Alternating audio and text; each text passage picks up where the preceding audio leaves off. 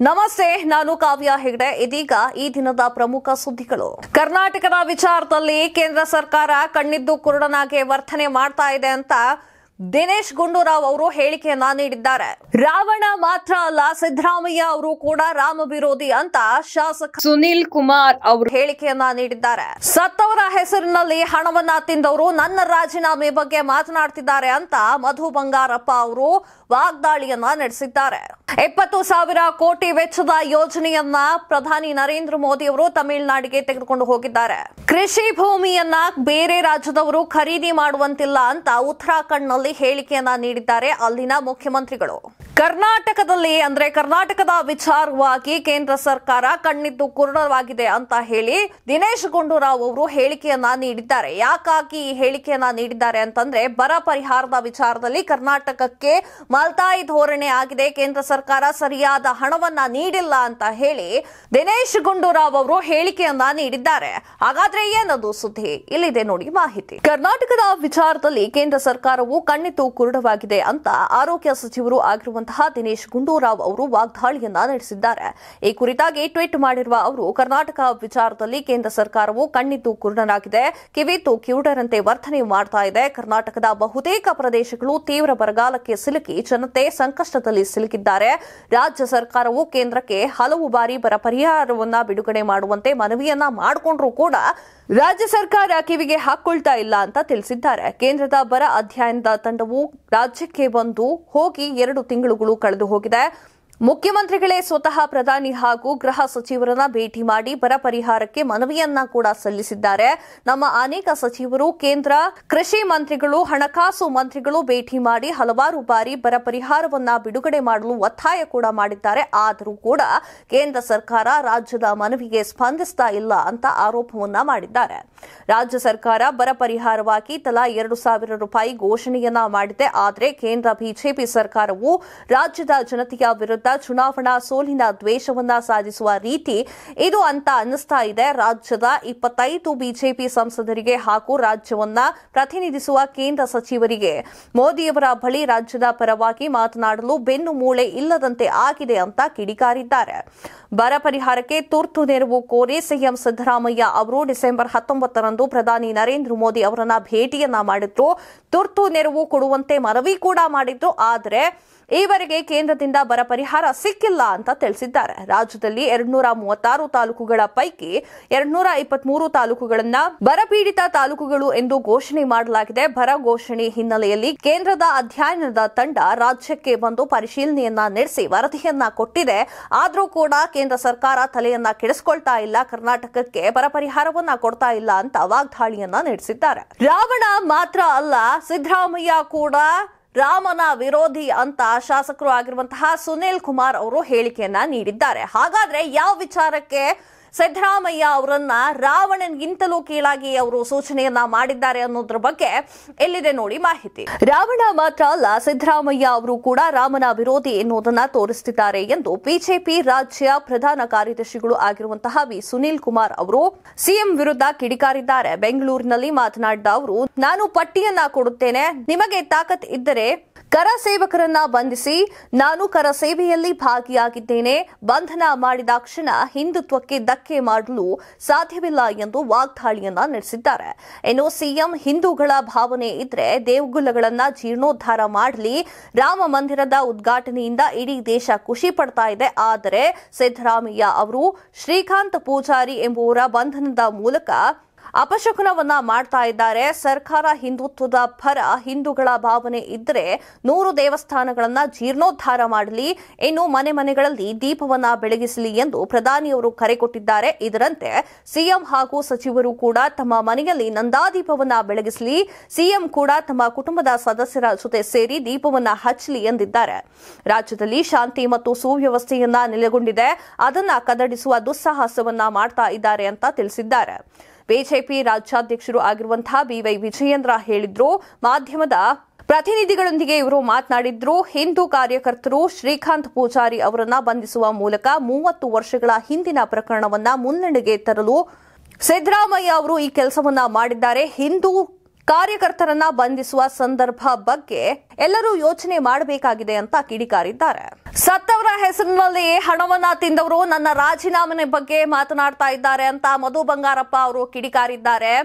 Covid ಸಮಯದಲ್ಲಿ 42 ಕೋಟಿಗಳ ಭ್ರಷ್ಟಾಚಾರವನ್ನ ಮಾಡಿದ್ದಾರೆ. ನಂದು ಒಂದು ಚೆಕ್ ಬೌನ್ಸ್ ಕತೆಗೆ ನನ್ನನ್ನ ರಾಜೀನಾಮೆ ಕೊಡಿ ಅಂತ ಕೇಳ್ತಿದ್ದಾರೆ. ಇದು ಯಾವ ಮಟ್ಟಿಗೆ ಸರಿ ಅಂತ ಮಧು ಬಂಗಾರಪ್ಪ ಅವರು ಕಿಡಿಕಾರಿದ್ದಾರೆ. ಹಾಗಾದ್ರೆ ಏನದು ಸ್ಟೋರಿ, ಇಲ್ಲಿನೇ ನೋಡಿ ಮಾಹಿತಿ. ಕೋವಿಡ್ ವೇಳೆ ಸತ್ತವರ ಹೆಸರಿನಲ್ಲಿ 40,000 ಕೋಟಿ ಭ್ರಷ್ಟಾಚಾರ ಮಾಡಿರುವ ಬಿಜೆಪಿಯವರಿಗೆ ಚೆಕ್ ಬೌನ್ಸ್ ನೆಪದಲ್ಲಿ ನನ್ನ ರಾಜೀನಾಮೆ ಕೇಳುವ ನೈತಿಕತೆ ಇದೆಯಾ ಎಂದು ಶಾಲಾ ಶಿಕ್ಷಣ ಹಾಗೂ ಸುರಕ್ಷತಾ ಇಲಾಖೆಯ ಸಚಿವರು ಆಗಿರುವಂತಹ ಮಧು ಬಂಗಾರಪ್ಪ ಅವರು ಪ್ರಶ್ನೆ ಮಾಡಿದ್ದಾರೆ.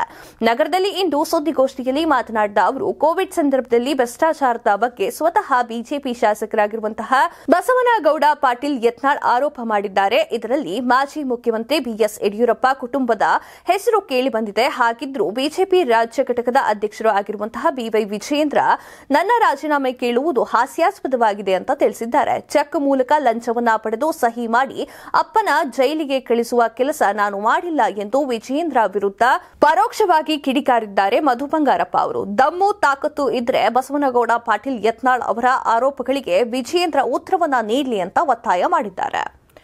ನನ್ನ ತಂದೆಯ ವಿರುದ್ಧ ಸಿಬಿಐ ಭ್ರಷ್ಟಾಚಾರದ ಹೆಸರಿನಲ್ಲಿ ಪ್ರಕರಣ ದಾಖಲೆ ಆದಾಗ ಇದಕ್ಕೆ ನ್ಯಾಯಾಲಯದಿಂದ ತಡೆಯಾಜ್ಞೆ ತರದೆ ವಿಚಾರಣೆಯನ್ನ ಎದುರಿಸಿ ಕ್ಲೀನ್ ಶೀಟ್ ಅನ್ನ ಪಡ್ಕೊಂಡಿದ್ರು ಅಂತ ಮಧು ಬಂಗಾರಪ್ಪ ಸ್ಮರಣೆಯನ್ನ ಮಾಡಿಕೊಂಡಿದ್ದಾರೆ.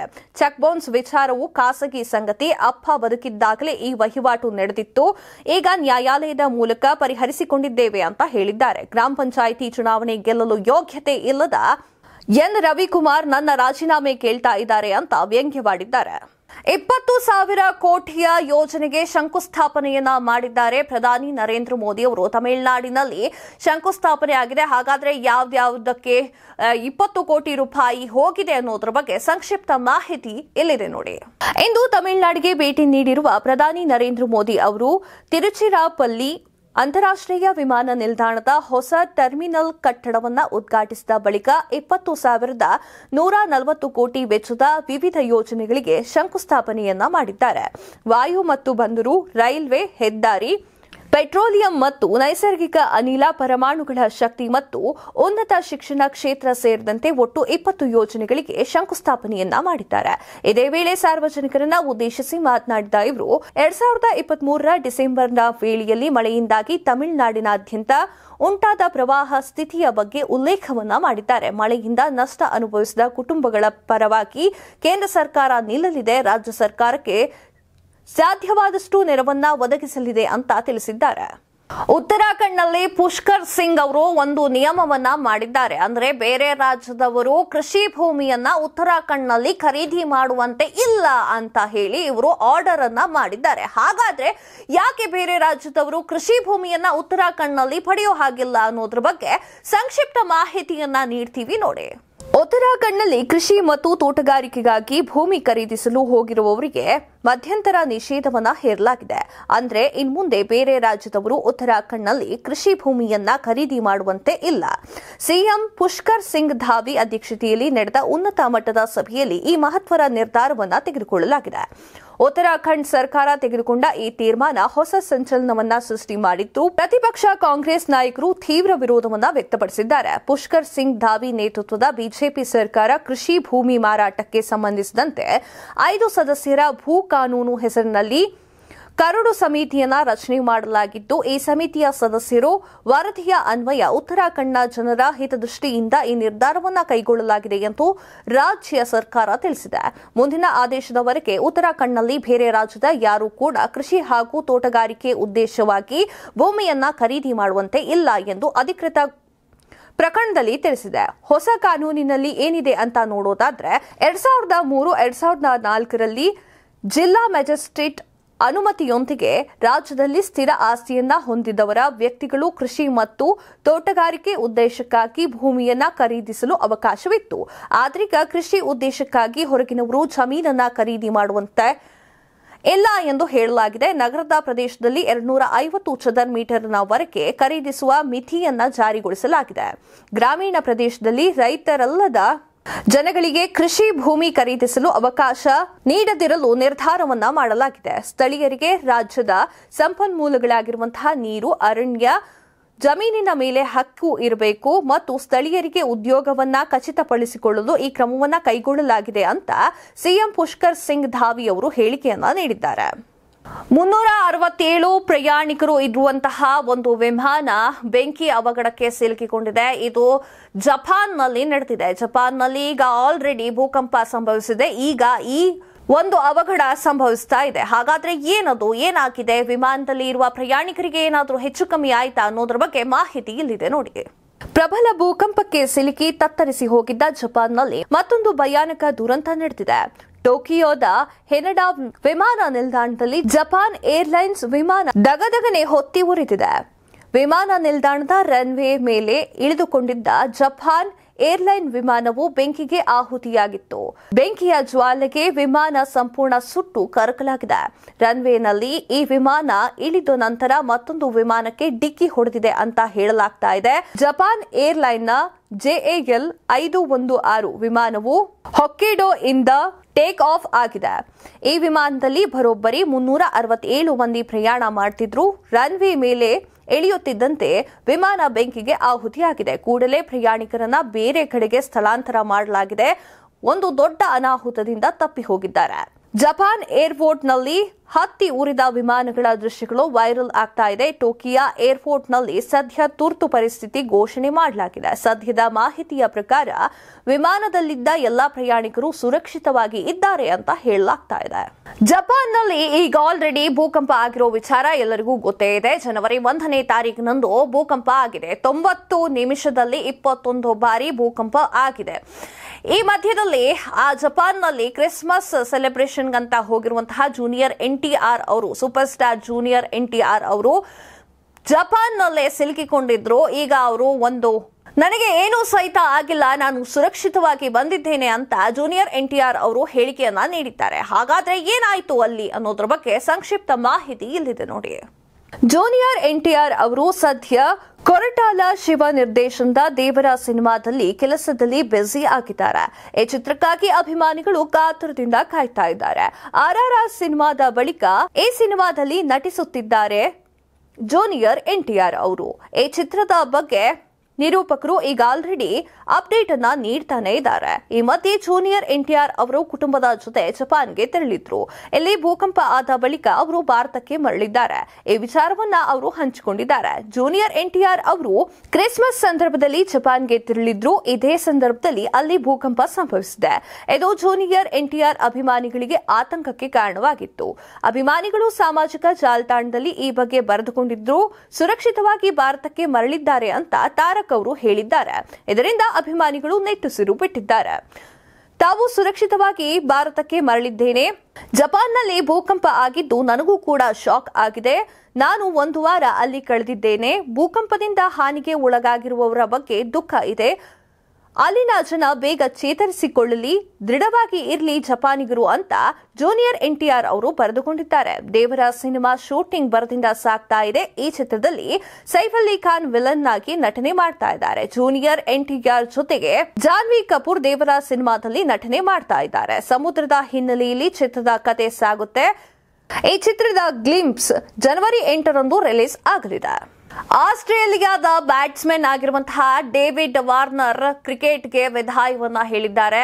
ಈ ವಿಚಾರವನ್ನ ಕೇಳಿ ಕ್ರಿಕೆಟ್ ಅಭಿಮಾನಿಗಳಿಗೆ ಶಾಕ್ ಆಗಿದೆ. ವಾರ್ನರ್ ಯಾಕೆ ಇಷ್ಟು ಬೇಗ ಕ್ರಿಕೆಟ್ಗೆ ವಿದಾಯ ಹೇಳಿದ್ದಾರೆ ಅಂತ ಅಭಿಮಾನಿಗಳು ಕೇಳ್ತಾ ಇದ್ದಾರೆ. ಅದರ ಬಗ್ಗೆ ಮಾಹಿತಿ ಇಲ್ಲಿದೆ ನೋಡಿ. ಹೊಸ ವರ್ಷಕ್ಕೂ ಮುನ್ನ ಹುರುಪಿನೊಂದಿಗೆ ಆರಂಭಿಸಲು ಕ್ರಿಕೆಟ್ ಲೋಕ ಸಜ್ಜಾಗುತ್ತಿದ್ದು, ಕ್ರಿಕೆಟ್ ಅಭಿಮಾನಿಗಳು ಕೂಡ ಸಖತ್ ಎಕ್ಸೈಟ್ ಆಗಿದ್ರು. ಹಲವಾರು ಪ್ಲಾನಿಂಗ್ಗಳೊಂದಿಗೆ ಕುತೂಹಲದಿಂದ ಕಾಯ್ತಾ ಕೂತಿದ್ರು. ಫ್ಯಾನ್ಸ್ಗೆ ಹೊಸ ವರ್ಷದ ಮೊದಲ ದಿನವೇ ಎದುರಾಗಿದೆ ಒಂದು ದೊಡ್ಡ ಶಾಕ್. ಆಸ್ಟ್ರೇಲಿಯಾದ ಸ್ಫೋಟಕ ಬ್ಯಾಟ್ಸ್ಮನ್ ಆಗಿರುವಂತಹ ಡೇವಿಡ್ ವಾರ್ನರ್ ನಿವೃತ್ತಿಯನ್ನ ಮಾತನಾಡಿದ್ದಾರೆ.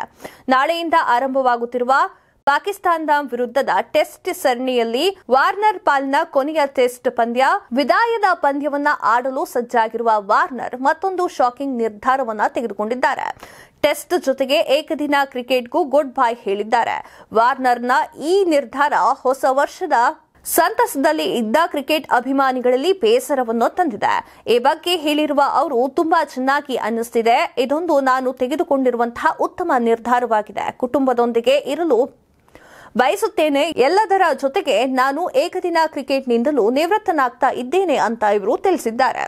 ಇದಿಷ್ಟು ಈ ಹೊತ್ತಿನ ಪ್ರಮುಖ ಸುದ್ದಿ. ಮತ್ತಷ್ಟು ಸುದ್ದಿಗಳಿಗಾಗಿ ನೋಡ್ತಾ ಇರಿ ಲಯನ್ ಟಿವಿ.